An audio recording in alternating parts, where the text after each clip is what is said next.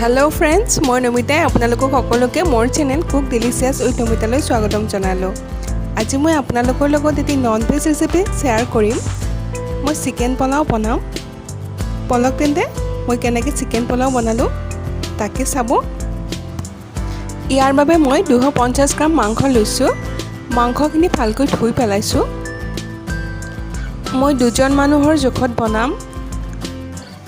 ৰেচিপিটোৰ বাবে মই আকৌ লৈছো জিৰা গুড়ি, ধনিয়া গুড়ি, গোটা জিৰা, আকৌ ইলাইচি, লং, দালচেনি আৰু তেজপাত। মছলা ইয়াৰ লগতে আপোনালোকে বেলেগো দিব পাৰে, যেনেকুৱা ৰেড চিলি পাউডাৰ, চিকেন মছলা এইবিলাকো আপোনালোকে দিব পাৰে। মই হলে এইবিলাক ব্যৱহাৰ কৰা নাই। আকৌ মই ইয়াৰ বাবে চাউল লৈছো। মই বাসমতি চাউল লৈছো। চাউলখিনি ভালদৰে ধুই পেলাইছো। মই দুজন মানুহৰ জোখত বনাম, গতিকে মই 250 গ্ৰাম চাউল লৈছো। আকৌ মই এখন থালত আলু সৰু সৰুকৈ কাটি লৈছো, পিয়াজ 5টা মান কাটি লৈছো, আদা নহৰু পেষ্ট লৈছো আৰু জলকীয়া 6-7টা মান ফালি লৈছো। বলক তেন্তে আমি চিকেন পোলাও বনোৱা প্ৰচেছটোলৈকে যাওঁ। তাৰ পিছত মই প্ৰেছাৰ কুকাৰ এটা গেছত গৰম হ'বলৈ দিলো। কুকাৰখন গৰম হোৱাত মই তাত তেল দিলো। মিঠাতেল ব্যৱহাৰ কৰিছো মই। তেলখিনি লাহে লাহে গৰম হৈ আহিছে আৰু মই ইয়াত গোটা জিৰা কেইটা দি দিম। আকৌ ইলাইচি কেইটা দি দিলো। এয়া মই লং আৰু দালচেনিও দি দিলো, তেজপাতটো দি দিলো আৰু এইখিনি অলপ ভজা হোৱাত মই জলকীয়া কেইটা দি দিলো। পিয়াজখিনিও দি দিম মই এতিয়াই।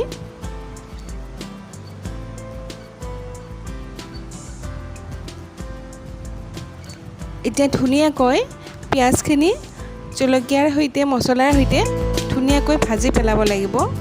গোল্ডেন ব্ৰাউন হোৱালৈকে আমি পিয়াজখিনি ধুনীয়াকৈ ভাজিম।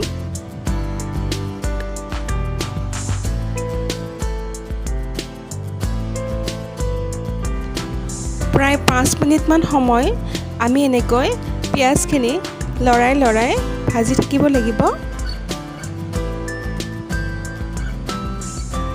লাহে লাহে গোল্ডেন ব্ৰাউন হৈ আহিছে।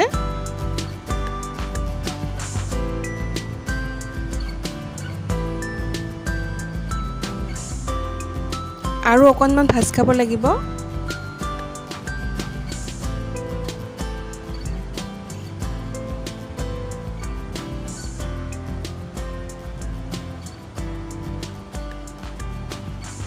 এতিয়া মই আদা নহৰু পেষ্টখিনি দি দিলোঁ।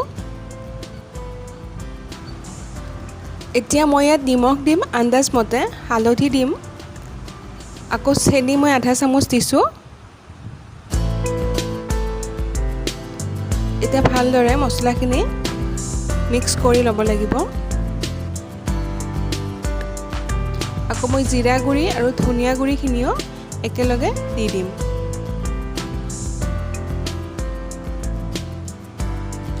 এতিয়া মই টমেটো চচ 2 চামুচ দি দিলোঁ। 2 চামুচ 3 চামুচ দিব পাৰে। আৰু ধুনীয়াকৈ গোটেইখিনি মছলা আমি ভাজিব লাগিব। অকণমান এইখিনি সময়ত পানী এড কৰি ল'ম আৰু ধুনীয়াকৈ মছলাখিনি ৰেডি কৰি ল'ব লাগিব।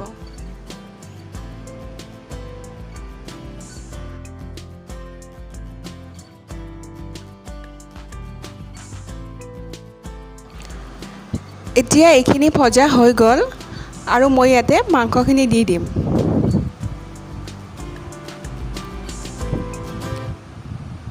একেলগে মই আলুখিনিও দি দিলোঁ।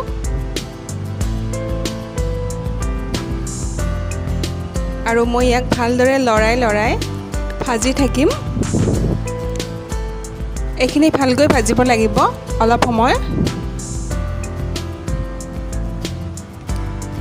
কমেও 5-6 মিনিটমান সময় আমি এইখিনি ধুনীয়াকৈ হাই ফ্লেমত ভাজি থাকিব লাগিব। ভালদৰে লৰাই লৰাই ভাজি থাকিম যাতে তলত লাগি নাযায়। আৰু এতিয়া এইখিনি ভজা হৈ গ'ল। মই এতিয়া চাউলখিনি ইয়াতে এড কৰি দিম। সৰি ফ্ৰেণ্ডছ, মই আপোনালোকৰ ওচৰত ক্ষমা বিচাৰিছোঁ। মই আপোনালোকক চাউলখিনি এড কৰি দিয়াটো দেখাব নোৱাৰিলোঁ। টেকনিকেল প্ৰব্লেমৰ কাৰণে এইখিনি ৰেকৰ্ড নোহোৱাকৈয়ে থাকি গ'ল, তাৰ বাবে মোক ক্ষমা কৰি দিব। চাউলখিনি দিয়াৰ পাছত মই গোটেইখিনি বস্তু ভালকৈ মিক্স কৰি পেলালোঁ আৰু এনেদৰে এইখিনি মই ৩-৪ মিনিটমান সময় হাই ফ্লেমত ভাজি থাকিম। এতিয়া মই ইয়াতে 1 গ্লাছ পানী এড কৰি দিম। মই 1 গ্লাছ জোখত চাউল লৈছিলোঁ, গতিকে সেইটো গ্লাছেৰে মই 1 গ্লাছ পানী এড কৰি দিলোঁ। আপোনালোকে এই জোখটো ভালকৈ চাব, পানী বেছি হৈ গ'লে ৰেচিপিটো বেয়া হৈ যাব। এতিয়া পানী এড কৰাৰ পাছত মই গোটেইখিনি বস্তু ভালকৈ মিক্স কৰি পেলাম।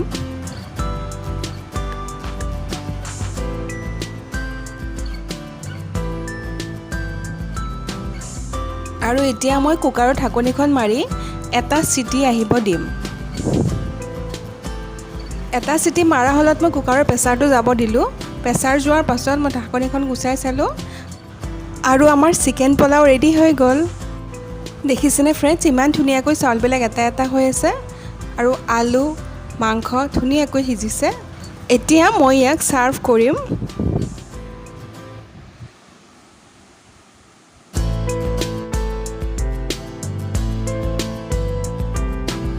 দেখিছেনে ফ্ৰেণ্ডছ, ইমান কম মছলাৰে মই এই ৰেচিপিটো তৈয়াৰ কৰিলোঁ, কিন্তু সোৱাদত কোনো গুণেই কম নহয়।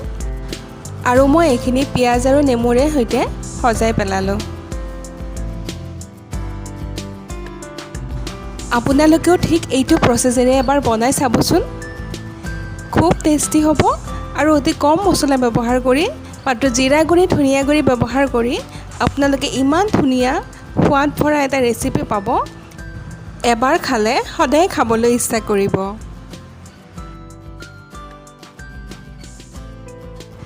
যদি মোৰ এই ৰেচিপিটো আপোনালোকৰ ভাল লাগিছে, তেন্তে মোৰ ভিডিঅ'টোত লাইক আৰু কমেণ্ট কৰি দিব আৰু মোৰ চেনেলটো ছাবস্ক্ৰাইব কৰি দিব। কাষতে থকা বেল আইকনটো টিপি দিব। তেনেহ'লে আজিলৈ এৰিলোঁ ফ্ৰেণ্ডছ, সকলোৱে ভালে থাকক আৰু নিৰাপদে